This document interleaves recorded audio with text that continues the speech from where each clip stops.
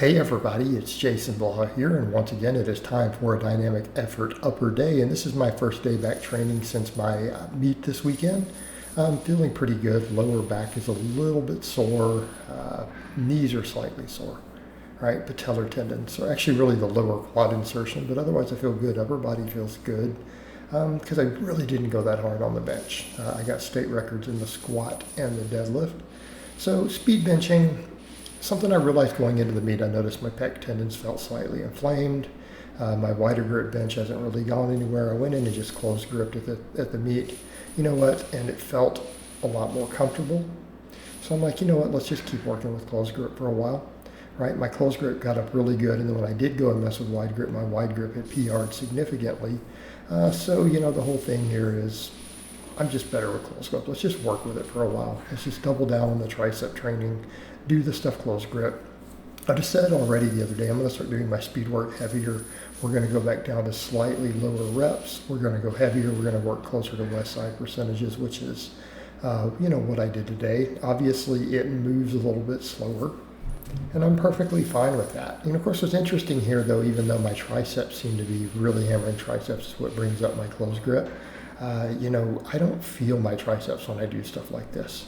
So what I think is interesting, even this closed grip bench against chains for speed work, a lot of people say, oh, that's really tricep dominant.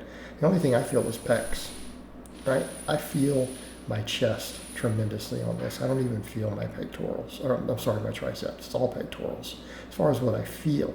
Now that doesn't mean the triceps are, not playing a major role, because they obviously are. Particularly I think with the chains added in. But that aside, this went well. I did 10 sets of 3, and I think that's a good sweet spot for me. And I think what I'm going to really do to bring my bench up is just going to be work on the closed grip. Obviously, we're going to rotate maxes to kind of see what's going on with it. But it's going to be a lot of speed benching, a lot of floor pressing, a lot of JM presses. Because that is what has seemed to work for me. Obviously, the band press downs will be there, but I consider them to be a lesser point because they're a lower training stimulus. We're not putting stuff into the lengthened position, and they're mainly there, I think, just to build work capacity and to keep my tendons healthy, to be honest. I don't think of them as a major tricep builder to the same extent that these JM presses are. But I want to point out that doesn't mean that they do not contribute to hypertrophy. They do. All right, the JM presses, I brought the grip in just a little bit to where my closed grip is instead of out wider. My elbows dip a little on these, and that's okay. I'm not worried about it as long as I feel a lot of tension on my triceps at the bottom. That's what I'm shooting for. I want to feel tension on the muscle in that lengthened position, and I'll just progressively overload these. And interestingly enough, I seem to get the best carryover to my benching when I don't try to be as super strict and I just try to get real heavy on these, even if that means, a little bit of elbow dipping, and that's okay. Okay, I'm fine with that. This is not intended to really be a single joint exercise. It is a big multi-joint for the triceps. So I've noticed at my bench, the only time my closed grip starts hitting 350 plus is when I really kind of push these hard. But I always have to do the band work going into it to keep my elbows healthy. And so I think it's going to be that combination that works, right? Pairing these together in the same workouts where I do the band press downs to finish, to keep the tendons healthy, to keep the tendons thicker, and let the JM presses do the brunt of the work. And as far as things like my pec work goes, I may work in some closer grip incline here and there. I might work in some dumbbells because we do need some variation.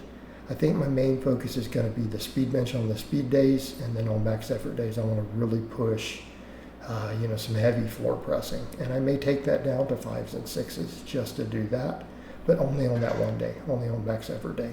And it'll be after I do my max effort bench. All right. Rows. I decided, at this point, when I think about shoulder health, I don't know that I want to do a bunch of smaller delt work. I feel like rows do a lot for my delts. Pressing does a lot for my delts. And I might do some band pull-aparts, again, just for the posterior delts to keep everything healthy.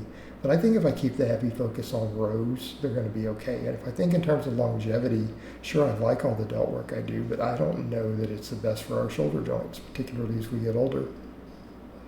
And we go back and we look at some of the data. We have a lot of rows hit the side and the posterior delts just as hard as smaller movements do.